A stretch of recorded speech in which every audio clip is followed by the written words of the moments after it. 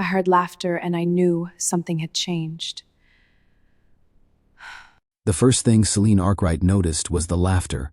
Soft, low, familiar. It drifted through the open patio doors and settled in the marble entryway like it belonged there. She stood still. Her heels had barely crossed the threshold of the home she helped design. Floor-to-ceiling glass, quiet wealth, clean lines, stability on display. She wasn't supposed to be home. Her board meeting ended early. She decided to surprise her husband. Surprises are dangerous when love is already thin. The laughter came again. Not loud, not careless, intimate. Celine removed her gloves slowly, set them on the console table, closed the front door without sound. Her pulse stayed even. Control has always been her strength. She moved toward the patio, each step deliberate. Not rushed, not hesitant. The afternoon sun stretched across the living room. Two silhouettes stood near the glass doors. Close, too close.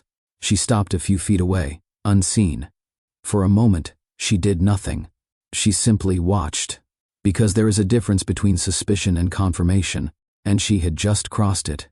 There is a moment in every relationship when the air changes. No words, no confrontation, just a shift you feel before you understand it. Have you ever walked into a room and sensed distance before anyone spoke? Have you ever looked at someone you love and realized they were already somewhere else? Celine did not need raised voices. She did not need evidence laid out on a table.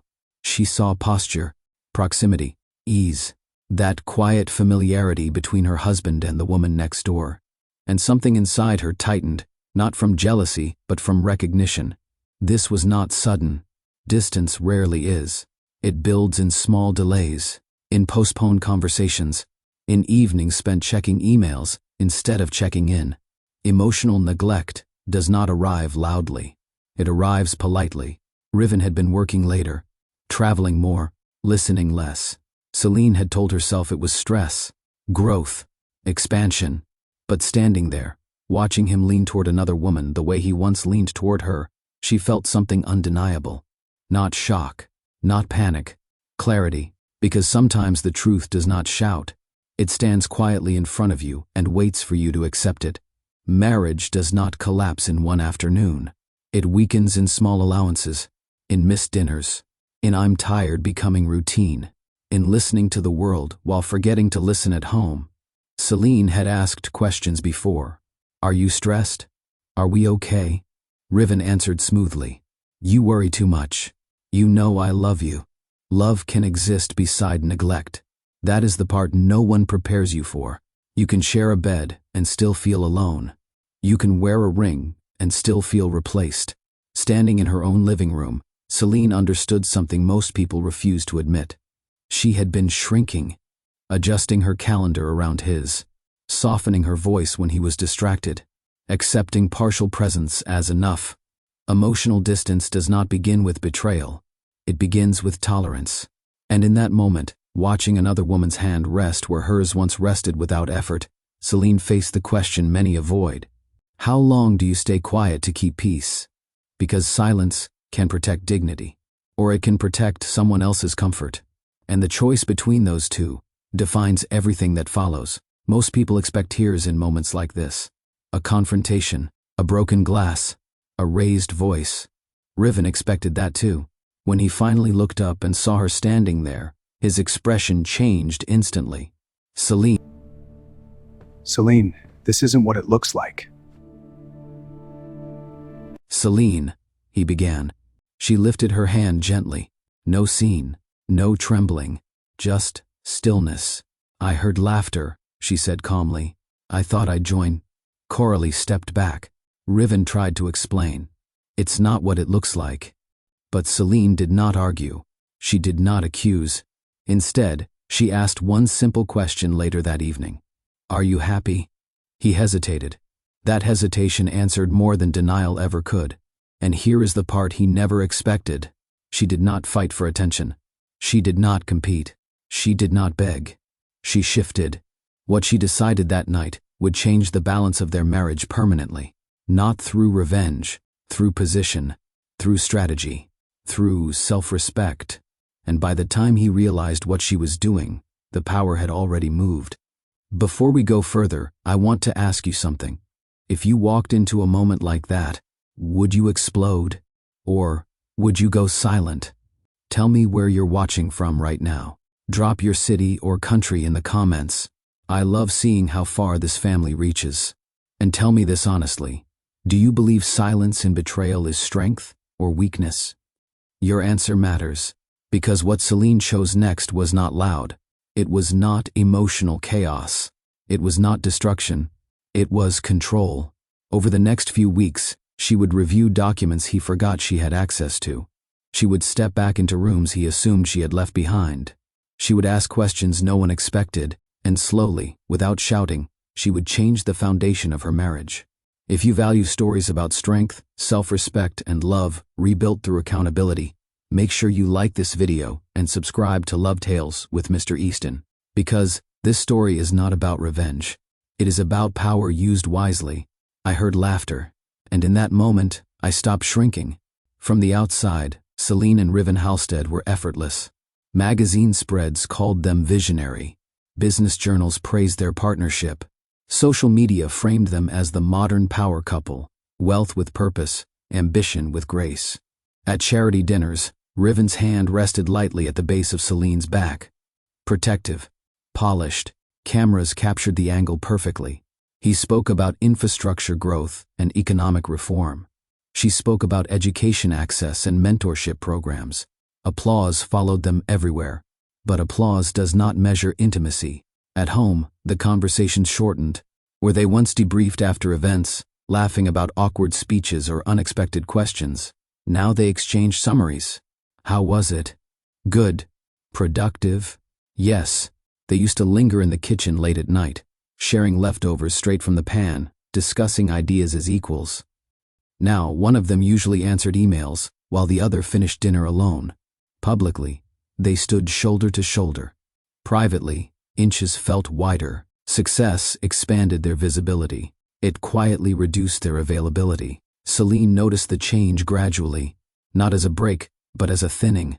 Less eye contact across crowded rooms, less instinctive touch, more schedules, more assistance, more tomorrow. She told herself this was the cost of growth. High-level leadership demanded sacrifice. But marriage demands presence, and presence had begun to fade. No one outside their glass walls would ever suspect. From the street, their home still glowed warmly at night. But light can shine through windows, while something inside grows dim. In the early years, their work felt intertwined. When Riven secured his first international port contract, Celine stayed up with him reviewing projections. She challenged assumptions. He valued her insight. They built momentum together. When Celine launched her mentorship initiative for single mothers, Riven funded the first scholarship quietly. He attended the opening session, sat in the back, watched her speak with pride. They were partners in motion. But, as Halstead Global expanded into rail corridors and energy grids, the scale changed. Board meetings multiplied. Investor calls stretched across time zones. Riven's calendar became guarded by layers of staff. Meanwhile, Celine's foundation grew steadily. Tutoring programs, job placement networks, housing support for women rebuilding their lives.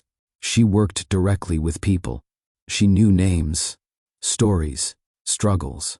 At first, they celebrated each other's wins. Later, they simply updated each other. Flight leaves at 6. Panel discussion tomorrow. Dinner moved to Thursday. Efficiency replaced intimacy. At events, they still arrived together. Still smiled. Still spoke about shared vision. But the car rides home grew quieter. He reviewed metrics. She reviewed grant proposals. Both committed. Both driven. Yet, somewhere between expansion and achievement, they stopped checking how the other felt inside it. Ambition fed their empire. It quietly starved their connection. Neither of them intended harm. But intention does not prevent distance, and emotional thinning rarely announces itself. It settles gradually, like dust no one bothers to wipe away. Neglect rarely looks dramatic. It looks reasonable. Riven began taking calls during dinner. Not always. Just enough to normalize it.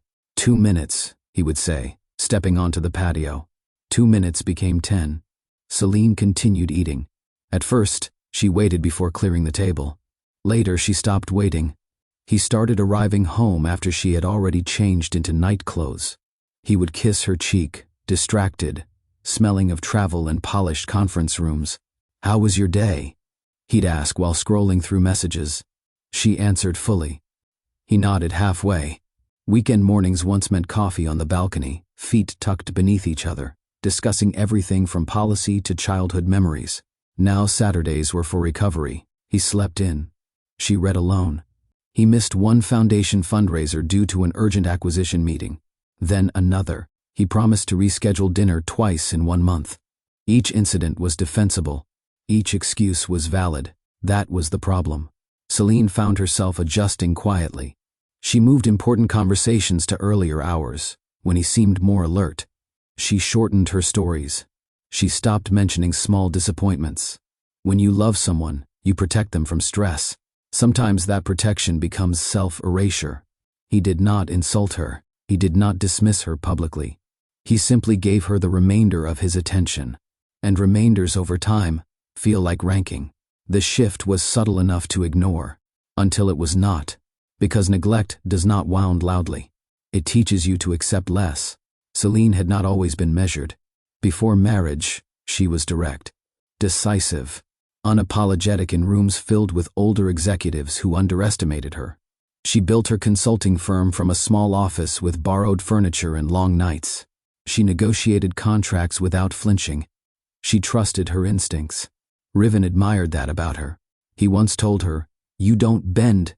Somewhere along the way, she began to. Not dramatically. Gradually. When board discussions became tense, she softened her critiques to avoid adding pressure. When he returned from difficult negotiations, she postponed her own concerns. When travel consumed him, she told herself partnership meant patience. She merged her firm into Halstead Global after their wedding. It felt strategic at the time, unified, efficient, but it also meant her name appeared smaller on documents than it once had. She still had influence. She simply exercised it less. She declined speaking invitations that conflicted with his schedule. She redirected media questions back to his achievements. She adjusted her posture beside him. Less leader, more support. No one asked her to shrink.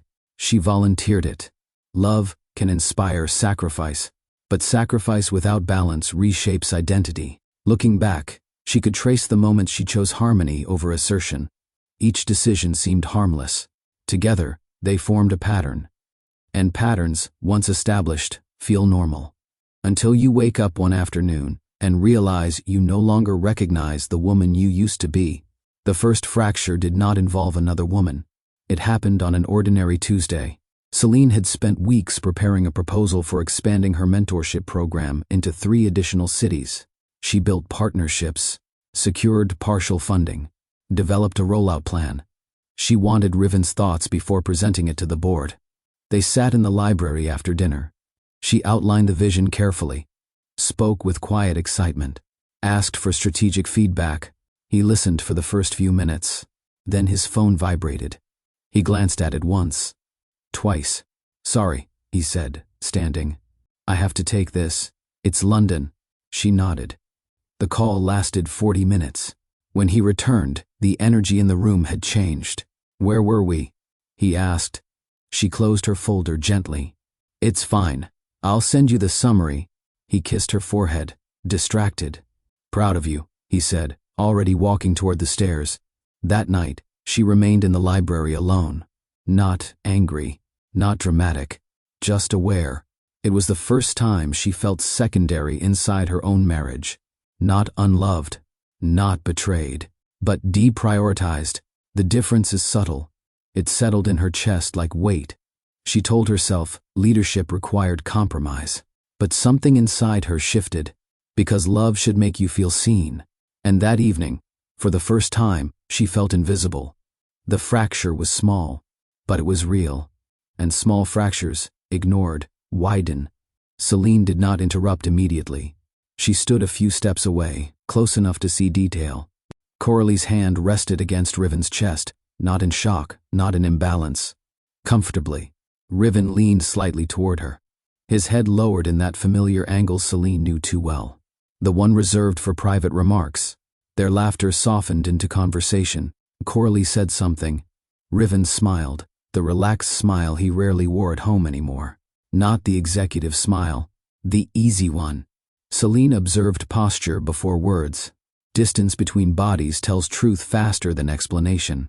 There was no visible struggle, no awkwardness, no boundary instinctively restored. They were at ease. That was the breach.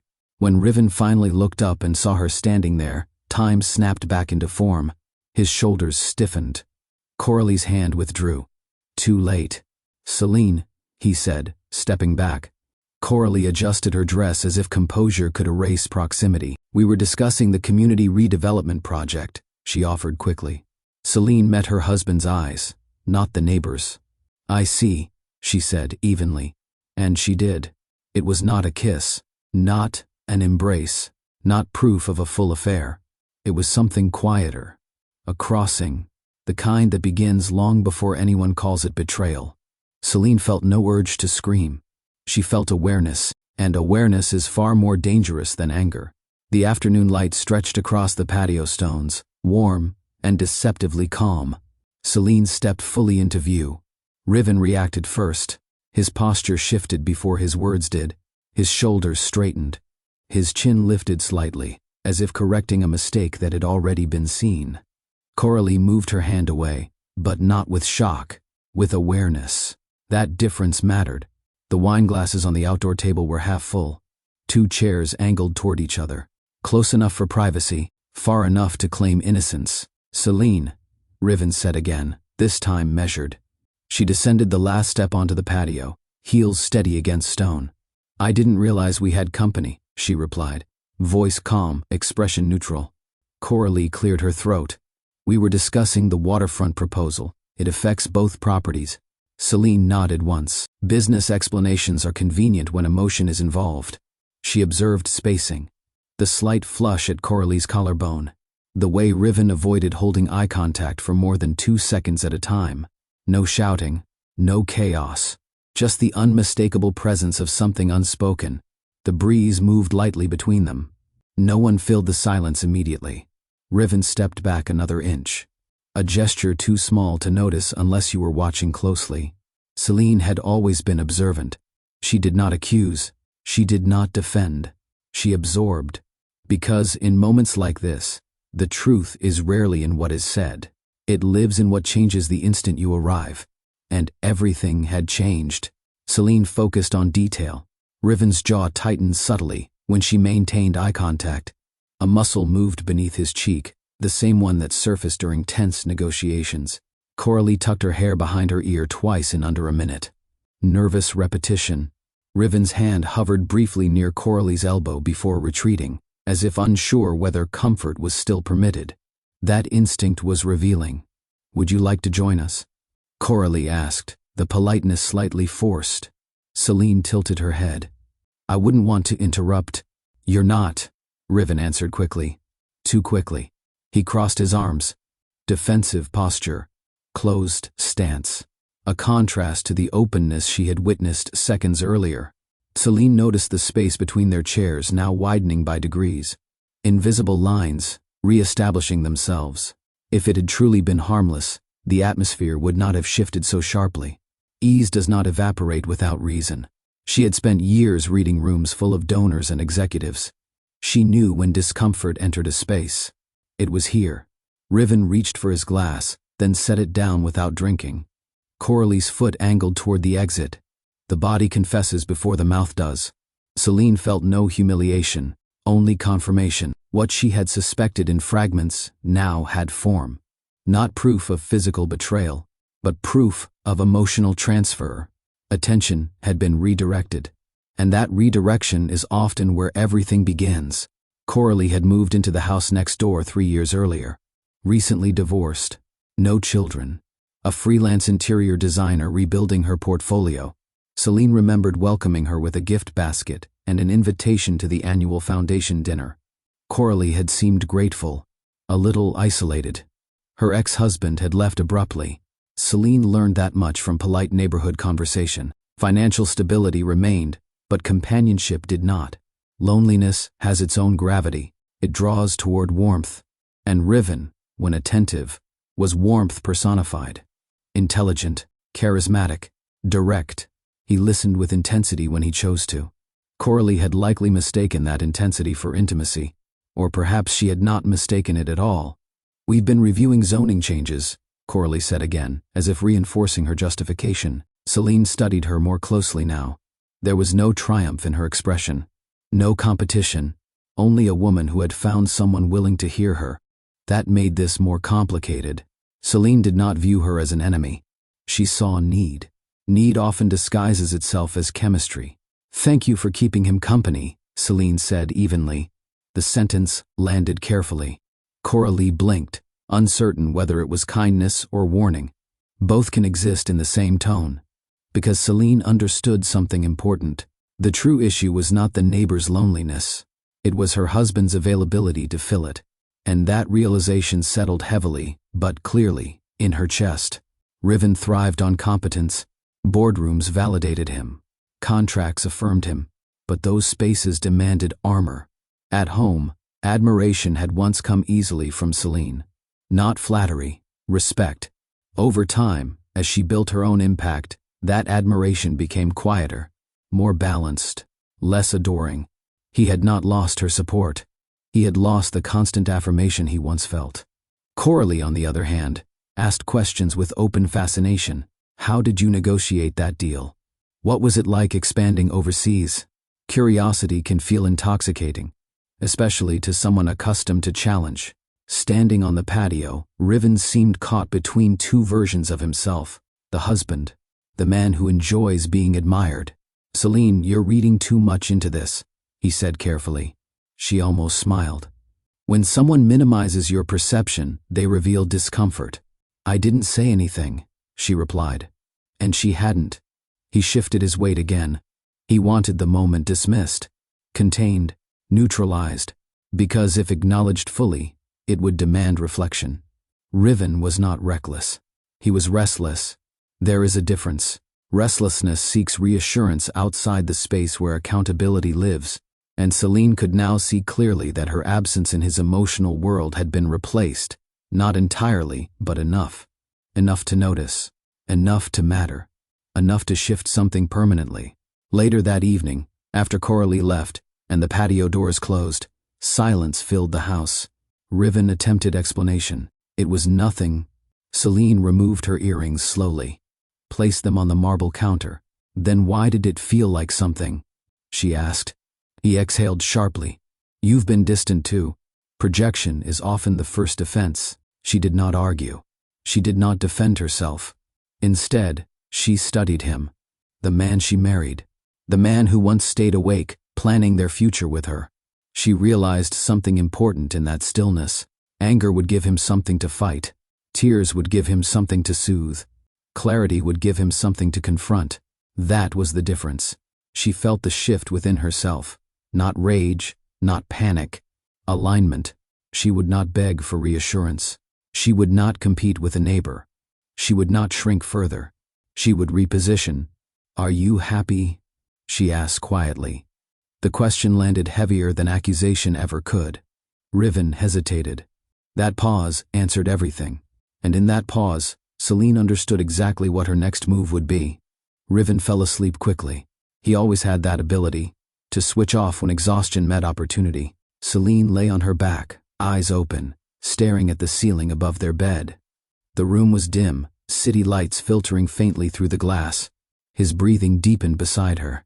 Steady, untroubled, she turned her head slightly toward him. In sleep, he looked younger, less guarded.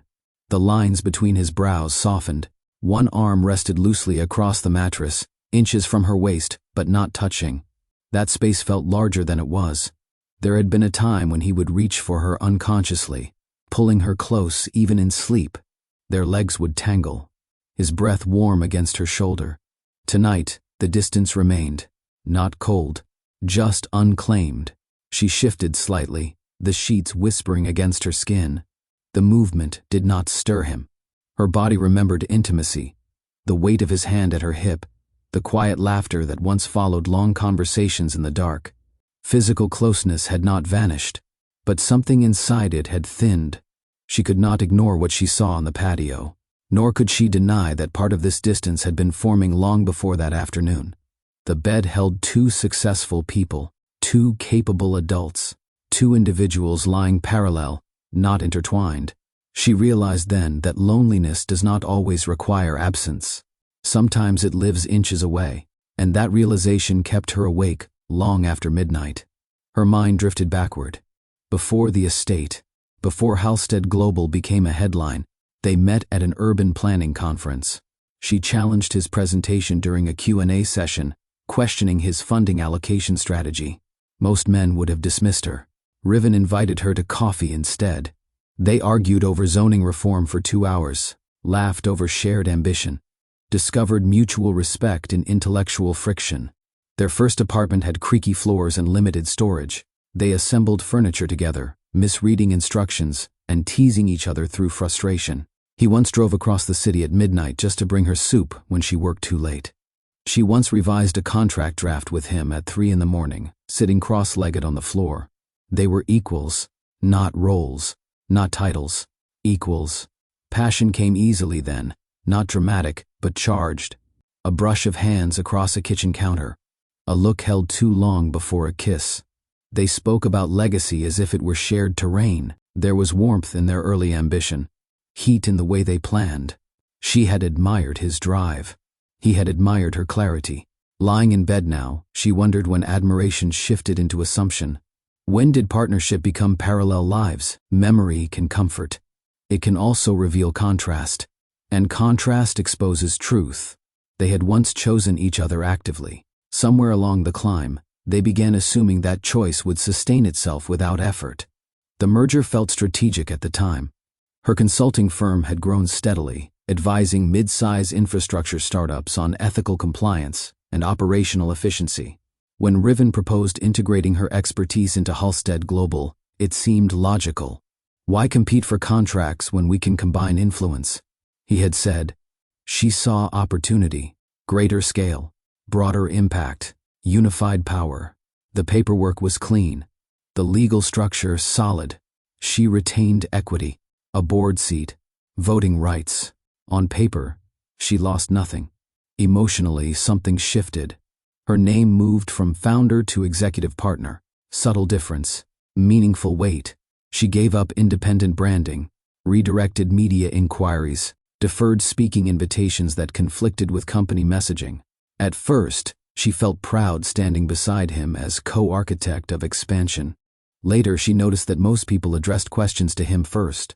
She answered less often, not because she lacked authority, because she allowed it. The merger strengthened their empire. It quietly blurred her individual identity. Lying in bed, she replayed the day she signed the documents. Her confidence, her certainty. She had believed love and ambition could coexist without cost. They still could, but only if both voices remained audible. And somewhere in the process, hers had softened, not erased. Softened. That distinction mattered, because what is softened can be strengthened again. There was no single moment when she decided to quiet herself. It happened incrementally. During one board session, she disagreed with a risk-heavy acquisition strategy. Riven seemed tense from prior negotiations. She adjusted her critique mid-sentence, choosing a lighter tone. Afterward, he thanked her for keeping things smooth. She accepted the praise. Another time, she wanted to discuss feeling sidelined at an industry panel. He had spoken over her twice. He returned home exhausted that night. She postponed the conversation, then forgot to revisit it. Conversations deferred became conversations abandoned. When he dismissed a concern about travel frequency, she swallowed the argument. "It's temporary," he said. She believed him. Her silence was not submission. It was protection. She protected his focus. She protected his stress levels. She protected the image of stability. In doing so, she neglected her own need for acknowledgement. Over time, she became careful. Careful not to disrupt. Careful not to challenge. Careful not to appear demanding. Lying beside him now, she recognized the pattern clearly. She had trained him to assume her flexibility, and assumptions, left unchecked, solidify into expectation. That realization was uncomfortable, but necessary. Because self-erasure rarely begins with someone else's command. It begins with your own permission. The room remained quiet. Riven shifted slightly in sleep, his arm brushing the sheet but not her. Celine turned toward him fully this time. She studied his face in the dark. She still loved him. That truth did not feel fragile. It felt complicated. She did not want destruction. She wanted alignment. The patio moment had not broken her. It had clarified her. She saw now that anger would be easier than reflection. Blame would be simpler than ownership. But she could not ignore her role in allowing distance to grow unaddressed. She had loved him deeply. She had also gradually minimized herself. Both truths could coexist. That realization steadied her. She was not a victim of circumstance. She was a participant in pattern. And patterns can change. She moved closer, not to cling, but to feel the physical reality of the man she married. Her fingers rested lightly on his forearm. Warm, familiar. He stirred faintly but did not wake. There was still connection here. It simply required recalibration. By the time dawn edged across the skyline, Celine had made a quiet decision. She would not compete. She would not retreat. She would return, not to the version of herself shaped by compromise, to the woman who once walked into rooms without apology. The awakening was not loud. It was precise, and it began before the sun rose. The document had been stored in a secure digital vault for 6 years. Celine accessed it before sunrise. Riven was still asleep when she entered the study, wrapped in a silk robe, hair pulled back neatly. The house was quiet in a way that felt deliberate. She opened the agreement slowly. At 27, she had signed it without hesitation, not because she lacked understanding, but because she trusted love more than leverage. The terms had seemed fair. Mutual asset protection, equity distribution, independent investment structures, contingency clauses tied to reputational harm and executive conduct. Back then, the legal language felt distant. Now it felt precise. She read each clause carefully. No emotion. No distraction. Section 8.2. Executive behavior impacting shareholder confidence. Section 11.4. Spousal equity activation rights under reputational threat. She paused there. Her retained shares were not symbolic. They were structured for influence. She leaned back in her chair. Power unused is not power lost. She had not needed these clauses before. She had believed partnership required trust, not preparedness. But preparedness does not imply hostility. It implies clarity. The patio moment echoed in her mind, not as accusation, but as awareness. If emotional boundaries blurred publicly, consequences would not remain private. She closed the document only after annotating key sections. This was not revenge planning. This was recalibration. She would not operate from emotion alone. She would operate from structure. And structure, unlike feelings, holds weight. Celine had always understood corporate architecture. Before marriage, she built compliance frameworks that protected smaller firms from executive misconduct fallout. She knew how perception moved markets. She knew how internal oversight shaped investor trust. Over the years, she had stepped back from daily operations, not because she lacked capacity, because she chose harmony. Now, reviewing financial summaries and equity distribution models, something sharp returned to her posture. Focus. She opened quarterly performance reports, studied leadership visibility metrics, cross-referenced public relations exposure tied to executive reputation. Halstead Global depended heavily on Riven's image. Stability, discipline, control. If that image cracked, the ripple would not stop at headlines. She reviewed her voting rights, minority on paper, influential when combined with independent board members. She drafted a quiet memo, not an accusation but a proposal. Enhanced ethics oversight, leadership accountability transparency, structured review process for executive conduct risk. Every point was framed professionally. Objective. She did not need to mention the neighbor. She did not need to create scandal. Structure alone could shift power. As she typed, she felt something she had not felt in months. Alignment, not with anger, with capability. She was not sidelined. She had simply stepped back. Now she stepped forward again. Not as spouse, as strategist. And once strategy enters a marriage, the dynamic changes. Because competence commands respect in ways emotion cannot. 2 days later, Celine requested a discreet meeting with the board's independent legal advisor, Martin Keene. She framed it as a governance review. They met in a private conference room off-site, neutral ground. Martin adjusted his glasses as she outlined her questions. Hypothetically, she began, if executive leadership were perceived as compromising reputational integrity, what safeguards activate? He studied her carefully. That depends on material impact. He studied her carefully. That depends on material impact, he replied. Are we discussing rumor or conduct? Let's discuss structure, she said evenly. She asked about enforcement thresholds, about board authority in reviewing leadership behavior, about shareholder protection triggers. She did not mention Riven's name. Martin was intelligent enough not to require it. You maintain significant equity, he reminded her. More than most spouses, I'm aware. And your voting rights increase if independent directors align. I'm aware of that as well. Silence settled between them. This isn't about divorce, he said cautiously. No, she answered. It's about standards. She left the meeting with clarity, not chaos. Her legal standing was solid. Her access legitimate. If she chose to escalate formally, she could. But escalation was not the goal. Awareness was leverage. And leverage, used properly, does not destroy. It stabilizes. She returned home that evening composed. Riven noticed nothing. Yet, the next internal strategy session felt different. Celine attended in person. Board members greeted her warmly, perhaps surprised by her sudden reappearance at operational depth. Riven glanced at her briefly, expression unreadable. As discussions moved toward expansion funding, Celine introduced her proposal calmly. I believe we need enhanced executive conduct oversight protocols, she said. The room grew attentive. This company's valuation relies heavily on leadership integrity. Structured transparency protects us all. One director nodded slowly. Riven leaned back in his chair. Is there a specific concern? He asked. Proactive governance is not reactionary, she replied. Professional. Controlled. She distributed printed outlines. Martin Keene remained silent, but observant. Tension did not explode. It tightened. Board members exchanged measured looks.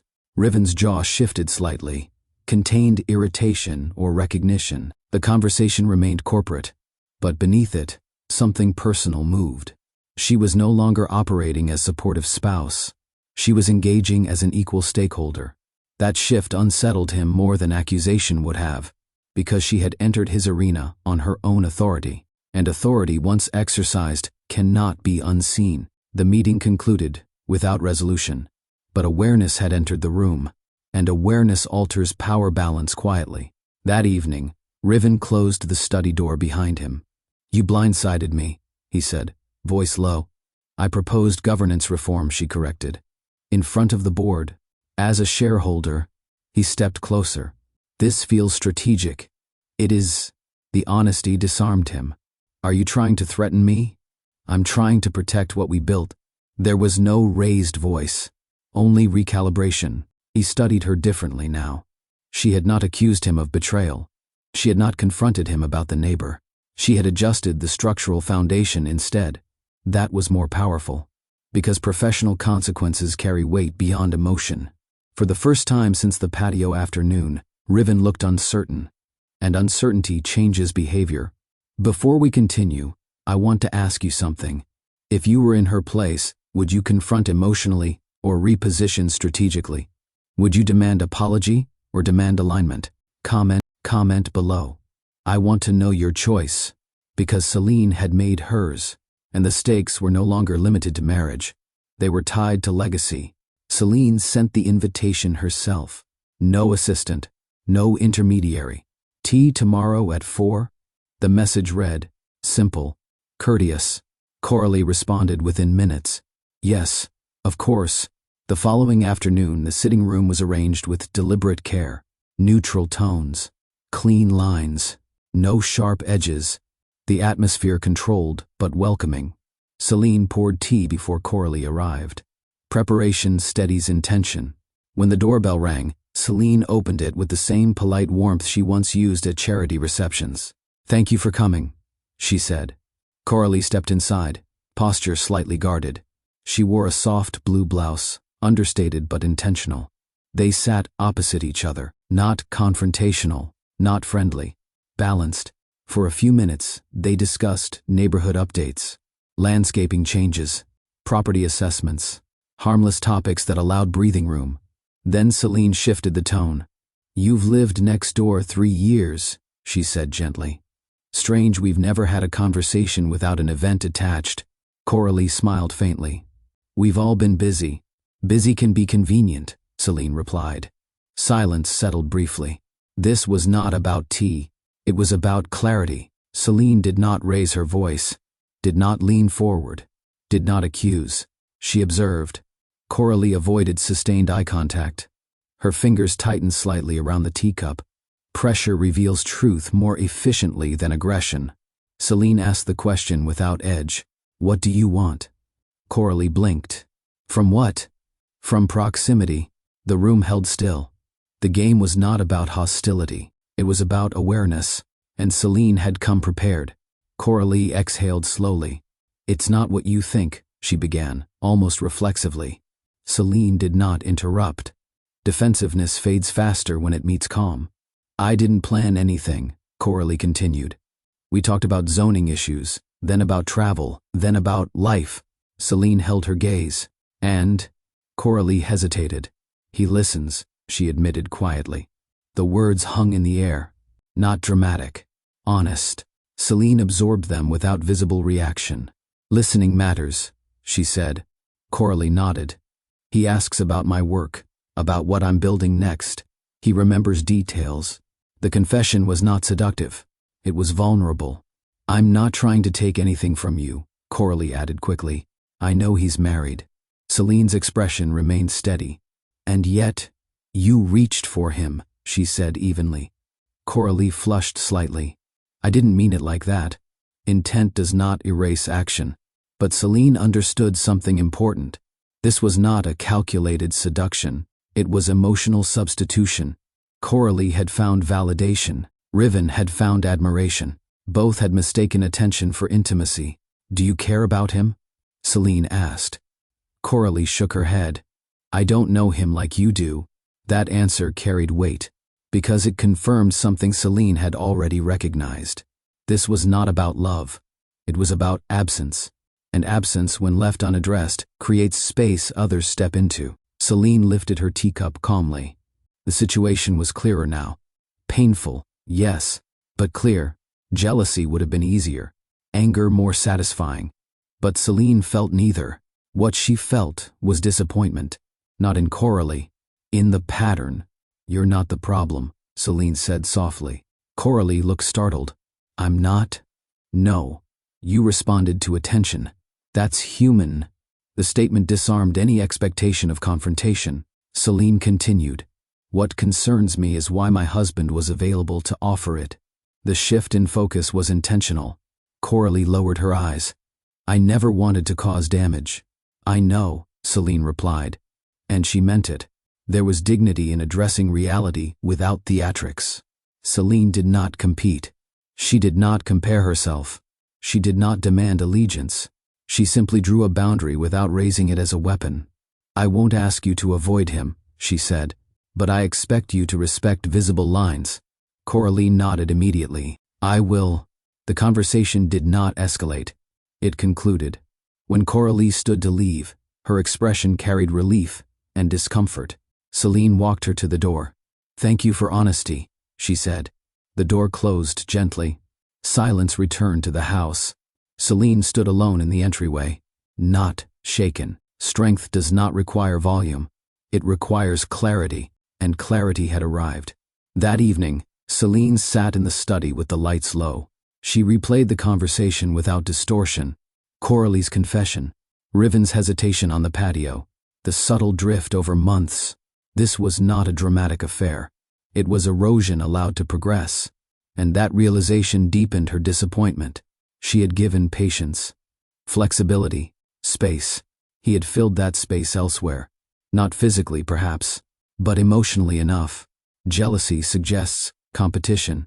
She refused to compete. She had no interest in proving worth to the man she built a life beside. What she wanted was alignment. If he desired admiration, he could earn it again. If he desired connection, he could rebuild it. But she would not shrink to create room. She opened her laptop and reviewed the governance proposal again. Her mind was steady, emotion acknowledged, positioning intact. The issue was no longer about a neighbor. It was about authority, visibility, standards. She understood now that emotional clarity alone was not enough. Structural clarity must follow. She closed the files slowly. Tomorrow, she would request a formal ethics committee vote, not as retaliation, as recalibration, because if loyalty falters in private, accountability must strengthen in public. And this time, she would not step back. She would step forward. Celine arrived 10 minutes early. The executive floor of Halstead Global carried its usual precision: glass walls, controlled lighting, assistants moving quietly with tablets in hand. It had been months since she attended a full strategy session at this level. Her name was still on the roster. Her absence had simply become routine. Today, that routine shifted. She entered the conference room in a tailored ivory suit, minimal jewelry, posture straight. No announcement preceded her. No assistant escorted her in. Several board members looked up at once. There was recognition first, then curiosity. Riven sat at the head of the table reviewing briefing notes. He sensed her presence before he looked up. His eyes met hers briefly, measured, neutral. "Good morning," she said evenly, taking her seat midway along the table. Not beside him, not opposite him. Independent positioning. The meeting opened with updates on international rail expansion and capital allocation forecasts. Celine listened without interruption. When the discussion turned to long-term risk assessment tied to executive exposure, she leaned forward slightly. "I'd like to revisit governance frameworks," she said calmly. The room grew attentive, not tense yet, but alert. This was not small talk. This was structural influence re-entering the room. Professional space does not forget competence. It simply adapts when it goes quiet. And Celine was no longer quiet. Director Alvarez exchanged a subtle glance with Martin Keene. It was not skepticism. It was recalibration. Celine had always been respected for her strategic insight, but her recent absence from operational meetings had created a quiet vacuum. Now that vacuum was filled again. "I've reviewed our current oversight procedures," she continued, distributing printed summaries. "They're solid, but they lack adaptive safeguards tied to leadership exposure." One board member adjusted his glasses. "Are you referencing regulatory shifts?" "In part," she replied. "And reputational concentration risk." The phrase carried weight. Halstead Global's valuation leaned heavily on Riven's public image. Investors associated stability with his name. Director Walsh leaned back thoughtfully. "Concentration risk is valid. Diversifying perception strengthens resilience." Heads nodded. No one dismissed her. If anything, they seemed engaged. Riven remained silent for the moment, eyes scanning her documents. Celine did not look toward him. She addressed the board directly. "We are too large now to rely on informal standards. Formal structures protect leadership from external speculation." The room absorbed that. Surprise turned into consideration. It was not common for a spouse to drive governance reform.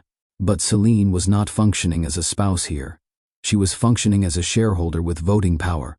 And that distinction altered the atmosphere. Professional surprise rarely lasts long. It transforms into respect when competence follows. And competence was precisely what she delivered. Riven finally spoke. "This feels sudden," he said, tone controlled. Celine met his gaze briefly. "Growth demands adjustment," she replied. Their exchange was professional on the surface. But beneath it, something personal moved. He recognized this version of her. Focused, unyielding, the version he once admired before domestic comfort softened their interactions. Yet seeing her assert authority in his domain unsettled him. Not because she lacked standing, because she exercised it without consulting him first. "This company has operated successfully under existing frameworks," he continued. "And it will continue to," she said, "with stronger safeguards." The board watched the exchange carefully, not as gossip, As governance. Riven shifted in his chair.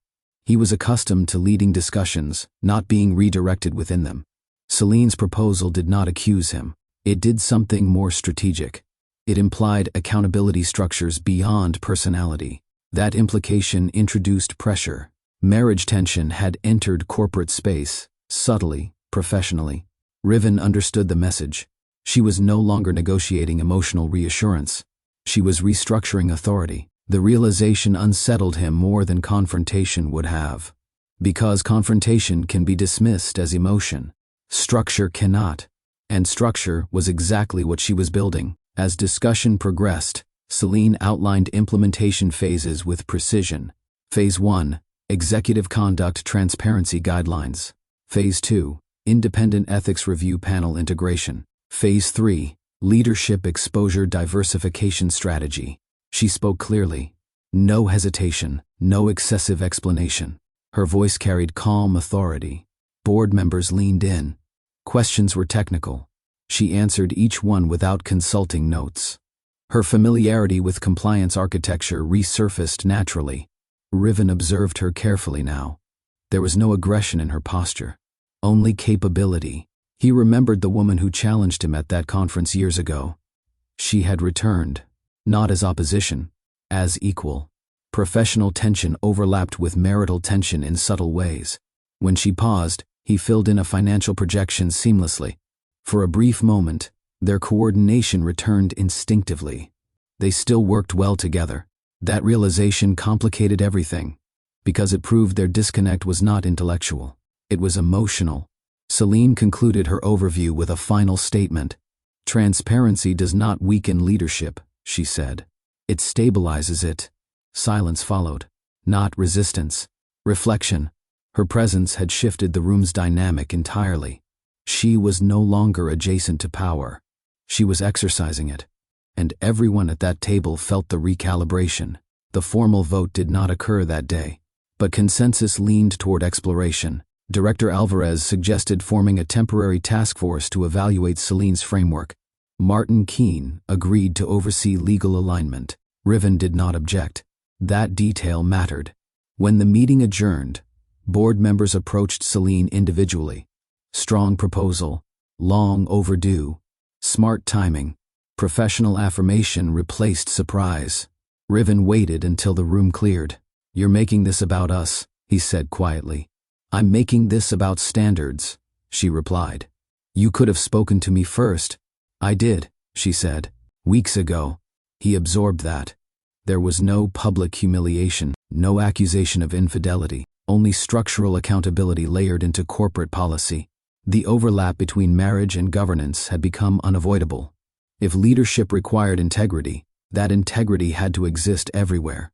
Celine gathered her documents calmly. This protects you, she added. He studied her. Or pressures me. Both can coexist. She left the conference room before he could respond further.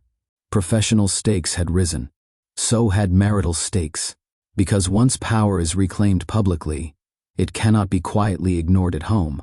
And Riven now understood something he had underestimated. She was not fighting for attention. She was redefining the terms of partnership.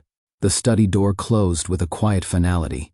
Riven stood near the bookshelf, jacket removed, tie loosened but still hanging around his collar. The room carried the scent of polished wood and late evenings spent working. Celine remained by the desk. Neither raised their voice. You're shifting the company without warning, he said. I'm reinforcing it, she replied. That's not what this is about. She held his gaze. No, it isn't. The air between them felt charged, but controlled. You blindsided me in front of the board, he continued. You questioned leadership integrity. I questioned structure, she corrected. Not you. He ran a hand through his hair. Frustration flickered, then steadied. Do you think I'm reckless? He asked. I think you've been careless, she answered calmly.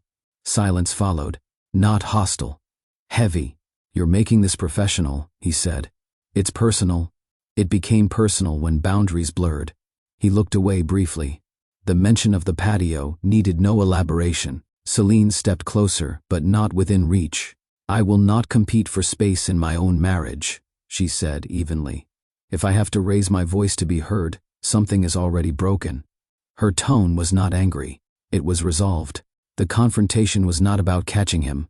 It was about recalibrating them. And recalibration requires clarity without cruelty. Riven understood that much. He just hadn't expected it to arrive this way. Celine moved to the desk and placed a thin folder in front of him.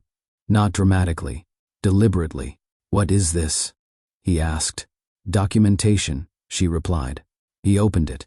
Copies of equity agreements, governance revisions, notes from legal consultation, ethical oversight drafts. His expression shifted from irritation to recognition. "You went to Keene." "Yes. You activated clauses tied to executive exposure. I reviewed them. The distinction was intentional. You're positioning yourself. I'm positioning us." Riven closed the folder slowly. "This feels like preparation for war. It's preparation for accountability." She did not flinch. "You think I betrayed you. I think you drifted," she answered. "And you allowed someone else to occupy emotional space that belonged here." He exhaled sharply. "I never touched her. Physical lines are not the only ones that matter." The words landed precisely. He leaned back against the desk, absorbing the truth in them. The documents were not threats. They were reminders. She was not powerless. She had simply chosen not to exercise leverage until now. "I needed you to understand," she continued, "that I will not be sidelined quietly." He looked at her differently, not defensive, assessing, because she had laid the structure out clearly. And structure demands response.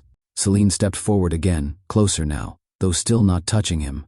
"I refuse to be decorative in this marriage," she said. The words were steady, unapologetic. "You think that's how I see you?" he asked. "I think that's what I became." She did not accuse. She owned her part. "I adjusted my voice to protect your stress. I reduced my visibility to amplify yours. I merged my work into yours and told myself partnership required shrinking." His jaw tightened. "I never asked you to shrink. You didn't have to." The statement carried no bitterness, only truth. "I became convenient," she continued. "Predictable, supportive, available. You are my partner," he said. "Then treat me like one." Silence stretched between them. He stepped closer instinctively, close enough to feel warmth. She did not retreat. "You used to challenge me," he admitted quietly. "I still can." The tension shifted, not hostile, charged. He studied her face as if seeing her again for the first time in months. There was strength in her posture, and something else, longing. Because confrontation does not erase affection, it clarifies its conditions. "I won't be an accessory," she said softly. "I will be equal." He nodded slowly. The word decorative lingered between them. Uncomfortable, accurate, and impossible to ignore. Riven's voice lowered. "I felt alone too." The confession surprised her. "You?" she asked. "Yes." He looked away briefly before continuing. "You built something outside the company. You were admired for your impact, for your independence. I stopped feeling like your equal in certain spaces." She absorbed that without interrupting. "When you merged your firm," he continued, "I thought we were unifying, but over time, I felt you pulling away emotionally. You were always helping someone else, always needed somewhere." "That's my work," she said gently. "I know, but I stopped knowing where I fit in it." His honesty did not excuse his drift, but it explained part of it. "Coralie asked questions," he admitted. "She looked at me like I mattered." "You do matter," Celine replied, "but I stopped feeling it from you." The vulnerability in his tone was new, raw. She recognized the weight of it. Marriage can erode from both sides, not equally, but mutually. "You should have told me," she said. "I didn't want to sound insecure, and instead, you chose distance." He exhaled slowly. "Yes." The room felt smaller now, not suffocating, intimate. Two people confronting truths they had avoided for months. Loneliness had not belonged to one person alone, but one person had crossed a line with it, and that distinction remained important. The tension softened, but did not dissolve. Riven stepped fully into her space, close enough that she could feel the warmth of his breath. "I don't want to lose this," he said quietly. "Then don't," she answered. He reached for her hand cautiously. She allowed it. His fingers wrapped around hers, firm but uncertain. Not possessive. Not demanding.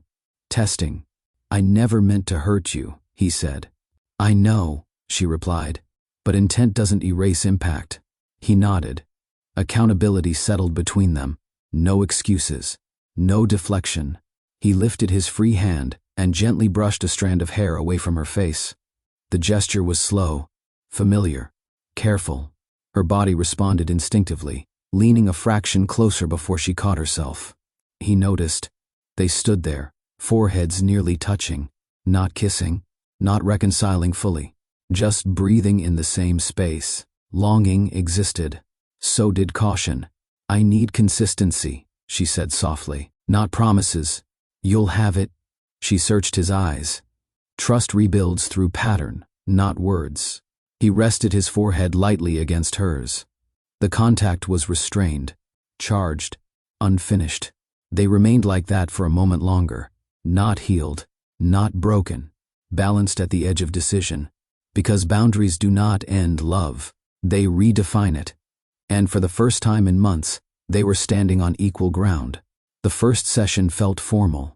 They sat on opposite ends of a neutral-toned couch in Dr. Eliza Monroe's office, hands resting on their own knees, posture composed but guarded. Dr. Monroe did not begin with accusation. She began with pattern. "When did you first feel distance?" she asked. Celine answered first. "Gradually," she said. "It didn't feel dramatic. It felt manageable." Riven nodded once. "I thought we were stable." "Stable doesn't mean connected," Dr. Monroe replied. They discussed ambition, pressure, public image. For the first time in years, they spoke without interruption. Celine described how she muted concerns to protect his focus. Riven admitted how he mistook her independence for emotional withdrawal. Neither was excused. Both were accountable. Dr. Monroe asked them to define loyalty beyond physical boundaries. Riven hesitated. Celine answered steadily. "Emotional prioritization," she said. "Consistency." The session ended not with resolution, but awareness. Over the following weeks, counseling became less formal. Riven began initiating topics he would once avoid. Celine began expressing frustration without softening it immediately. Trust was not restored in a single conversation. It was examined, dissected, rebuilt through uncomfortable honesty. And with each session, the tension between them shifted from accusation to effort. Effort is not romantic, but it is necessary. And they were finally both participating in it. Riven handed her his updated travel schedule without prompting. Not theatrically, matter of fact. New York Tuesday, London Friday, back Sunday, he said. He added access to his shared calendar. Assistant contacts. Flight details. It was not surveillance. It was openness. At first, Celine reviewed the information cautiously, not searching for flaws, assessing consistency. He began calling her from airports before boarding. Short conversations, unforced. "I land at 8, he would say. "I'll call when I'm at the hotel." He followed through. Small actions accumulated. One evening, she noticed a message from Coralie on his phone while he was in the shower. Not hidden, visible. Regarding property survey, it read, "Professional, neutral." She did not open it. When he returned, she mentioned it calmly. He replied without hesitation, "I'll keep it strictly about zoning matters." And he did. Transparency altered atmosphere. Not instantly, but steadily. Not instantly, but steadily. Trust rebuilds through predictability.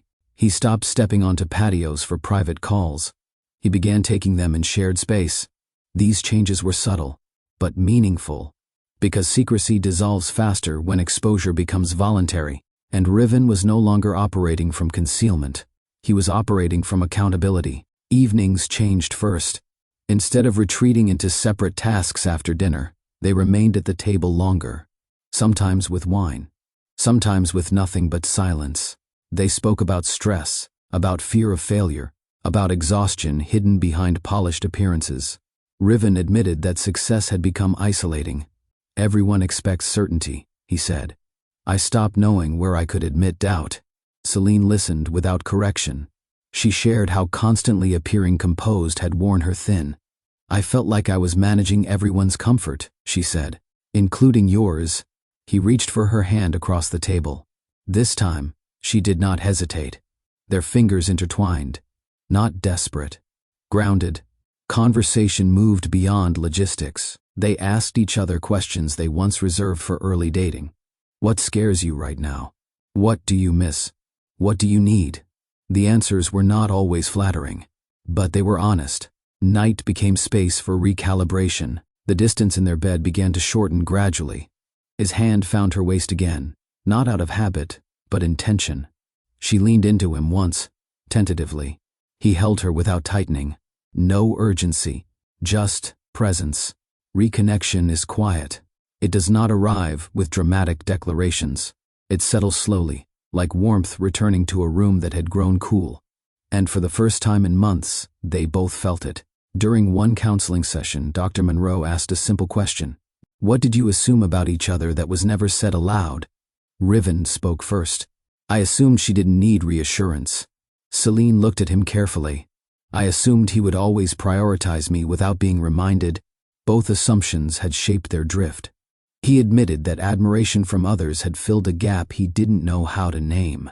She admitted that withholding dissatisfaction made her appear stronger than she felt. Vulnerability stripped away ego. Not completely, but enough.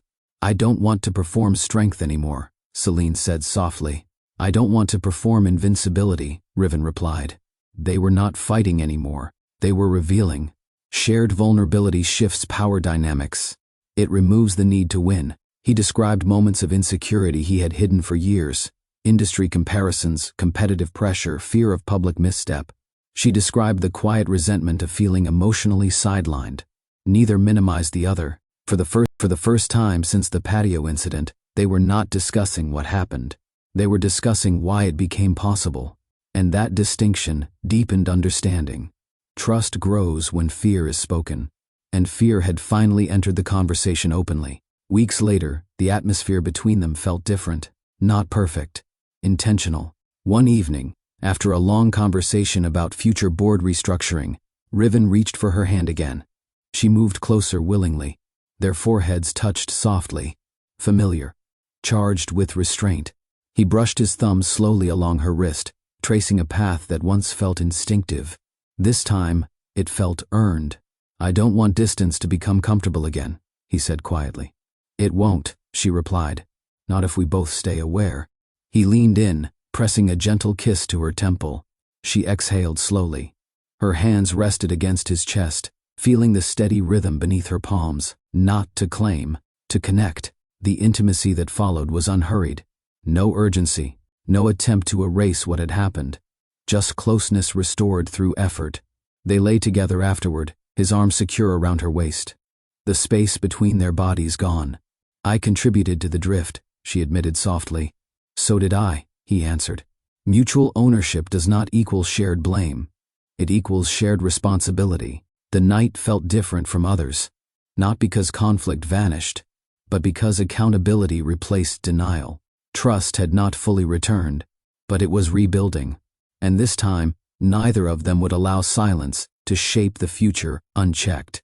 The ballroom reserved for Halstead Global's annual shareholders meeting carried its usual precision. Rows of investors, analysts seated with tablets open, senior executives positioned along the stage perimeter. Large digital screens displayed quarterly growth projections. Riven stood near the podium, reviewing his prepared remarks. Celine adjusted the cuff of her structured blazer beside him. This was not her first shareholders meeting, but it was the first since the shift inside their marriage. Months earlier, she would have stood slightly behind him. Present, polished, peripheral. Today, her name appeared on the program. Co-architect of strategic governance reform. The lighting brightened as the meeting began. Riven delivered the opening address with practiced confidence. Infrastructure expansion, revenue diversification, international partnerships. His voice carried authority, but when he concluded the financial summary, he stepped aside. "And now," he said evenly, "Celine Halstead will introduce our new governance framework." A murmur of interest moved through the room. She walked forward calmly, measured steps, direct posture. The audience expected philanthropy updates. They did not expect structural reform. Celine placed her notes on the podium. She did not look down at them. The room quieted. She began to speak, not as a spouse, as a leader, and the shift was unmistakable. Halstead Global has grown rapidly, Celine began. Growth demands not only expansion, but refinement. Her voice was steady, clear. She outlined the formation of an independent ethics oversight committee, transparent executive conduct review structures, leadership exposure diversification protocols. Investors leaned forward. She spoke in metrics, not emotion. Institutional resilience depends on accountability beyond personality, she continued. This framework protects shareholders, employees, and executive leadership alike. The screens behind her displayed structured flowcharts and implementation timelines. This was not symbolic reform. It was structural. One analyst raised a hand. Does this suggest prior vulnerability? Celine met his gaze directly. It suggests foresight. A subtle shift in the room followed. Riven watched her from a short distance away, not interrupting, not correcting, observing. She referenced compliance research, comparative industry data, risk mitigation outcomes from similar reforms in multinational firms. Her preparation was evident. No improvisation, no hesitation. This initiative reflects our commitment to integrity at scale, she concluded. The phrase held weight. Integrity at scale. It applied professionally. It echoed personally. And in that echo, something recalibrated publicly. She was no longer adjacent to his leadership. She was reinforcing it. With authority. There was a moment of silence after she finished. Not uncertainty. Processing. Then applause began. Measured at first. Then fuller. Several board members stood. Others followed. Investors nodded toward one another. The approval was not for sentiment. It was for strategy. Riven stepped forward beside her as the applause continued. For a brief second, their eyes met. Not performative. Aware. He extended his hand toward her. She took it, not as a gesture of possession, as acknowledgement. The cameras captured the moment. But the significance was not for the headlines. It was internal. The applause represented more than shareholder confidence. It represented visible equality. Months ago, she had questioned whether she was shrinking. Now the room recognized her influence clearly. Power exercised without hostility earns respect differently than confrontation. She had not dismantled him. She had strengthened the structure around him. The applause subsided gradually, but the message remained. Celine Halstead was not decorative. She was strategic, and the room understood that fully. After the meeting adjourned, executives gathered near the stage. Congratulations, handshakes, brief remarks of approval. Riven remained close to her, not hovering. Present. You were impressive, he said quietly once they stepped aside. She studied his expression carefully. There was admiration there, but also something deeper, recognition. I meant what I said, she replied. Integrity protects everyone. He nodded slowly. I underestimated how powerful that proposal would be coming from you. She raised an eyebrow slightly. From me? I didn't realize how much influence you were holding back. The admission was subtle, but meaningful. He looked at her not as reassurance, not as recovery, as equal. The difference rested in posture. His shoulders angled toward her naturally, not defensively. I'm proud of you, he added. This time, the words did not feel distracted. They felt deliberate. She allowed a small smile, not because praise defined her, because recognition mattered. Professional tension that once overlapped with marital strain now overlapped with mutual respect. The dynamic between them had shifted, not erased, transformed, and in his gaze, she saw something that had been missing. Intentional attention. That evening, as they left the venue together, the air felt lighter. The public had witnessed her authority. The board had endorsed her framework. Riven walked beside her, not ahead. Side by side. In the car, silence settled. Not distant, not strained. Grounded. You didn't try to overpower me, he said after a moment. I didn't need to, she answered. He understood. Because equality does not require dominance. It requires alignment. As the city lights passed outside the window, Celine felt something settle firmly inside her. She had not responded to betrayal with chaos. She had responded with structure. She had not demanded space. She had reclaimed it. And now, publicly and privately, she stood beside him as equal. Before we continue, I want to ask you something. Do you believe respect can return after betrayal? Or once it breaks, is it over for good? Comment below. If you've enjoyed this story so far, like, comment, and share. Your engagement helps stories like this reach more people who need them. What happens next will test whether transformation holds or fractures again. When they returned home that evening, the house felt different. Not because it had changed, because they had. The patio doors were shut, glass reflecting the soft interior light instead of inviting the outside in. Celine paused for a moment in the entryway, remembering the afternoon she stood in this same space hearing laughter drift through open air. That memory no longer pierced. It instructed. Riven noticed her pause. "You're thinking," he said quietly. "Yes," she replied, "about how quickly silence can mislead." He stepped forward and closed the interior blinds with deliberate calm. Not dramatic. Intentional. The symbolic weight was clear. Boundaries were no longer assumed. They were chosen. The patio where proximity once blurred lines now stood still and contained. Celine walked toward it, resting her palm briefly against the cool glass. There was no anger left in the gesture, only recognition of what had shifted. The house felt steady, grounded, no hidden conversations, no unanswered questions. Transparency had replaced ambiguity. Riven joined her beside the door. He did not reach for her immediately. He stood with her, equal. Because this moment was not about reclaiming control. It was about acknowledging the path they had taken to return here. And that return mattered more than the misstep. The doors were closed, not in fear. In clarity, they moved to the living room without turning on the television. No distractions. Riven removed his jacket and folded it neatly over a chair. Celine sat first. He followed. There was no tension in the air now. Only honesty, waiting to be spoken. "I didn't expect you to handle this the way you did," he admitted. "How did you expect me to handle it?" she asked calmly.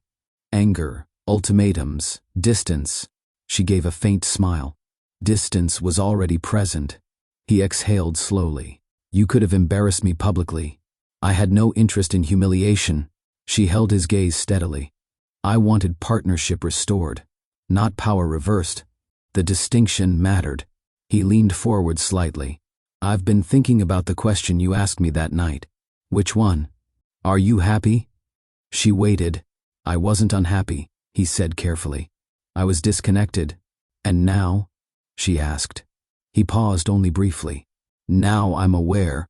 Awareness is not resolution, but it is progress." Celine felt the steadiness in her chest. She did not need reassurance tonight. She needed sincerity. And sincerity sat plainly between them. The conversation was not dramatic.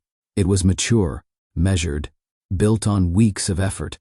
They were no longer reacting. They were choosing. Riven studied her in the quiet room. "There's something different about you," he said. She raised an eyebrow slightly. "Different how?" "You returned."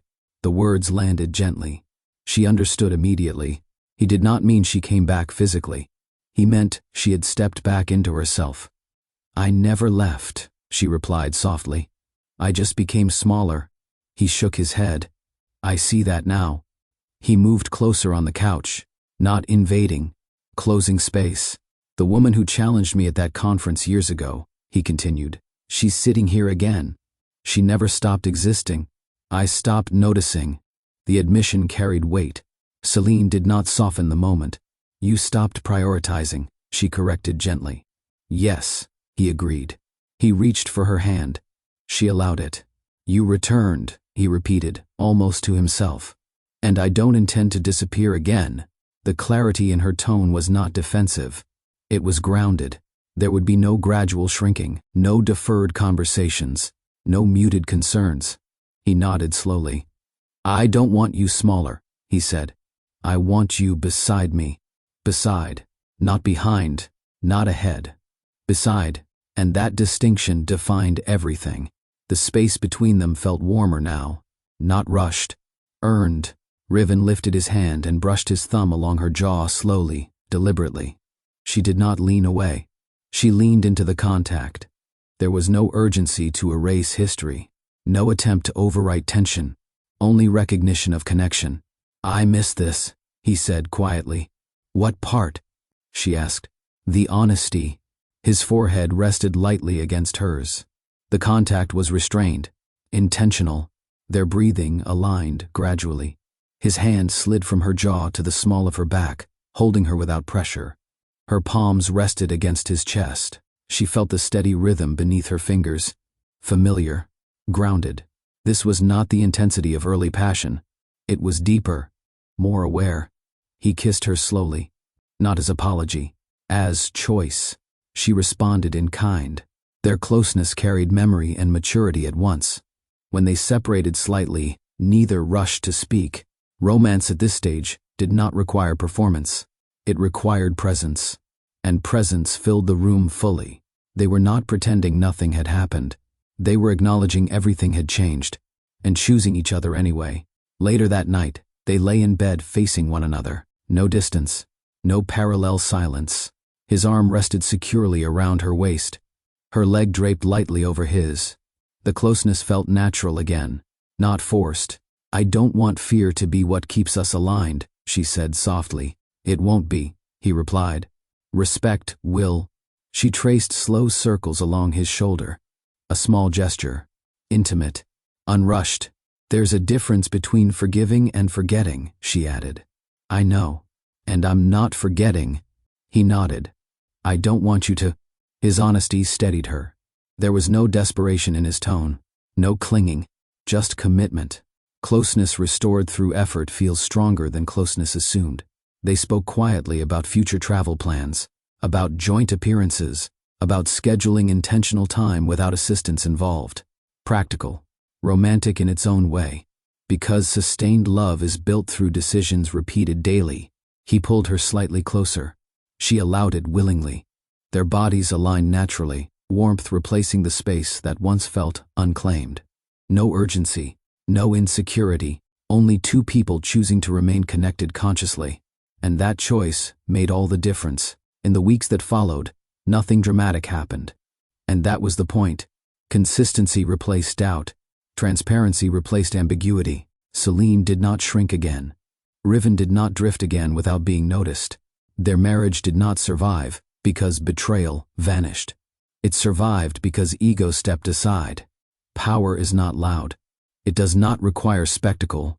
It stands firm in clarity. Love survives when pride yields to accountability. Silence is not surrender when it is strategic. Celine chose restraint over revenge, structure over scandal, self-respect over chaos. And because she did, she transformed not only her marriage, but herself. Before we close this story, I want to ask you something. What does self-respect mean to you? Have you ever had to choose between reacting from pain and responding from strength? Share your thoughts in the comments. If this story reminded you that love can rebuild when both people commit to growth, send it to someone who may need it. And if you value grounded romance that reflects real choices and real consequences, subscribe to Love Tales with Mr. Easton. Because strength in love is not about domination. It is about alignment. And alignment begins with knowing your worth.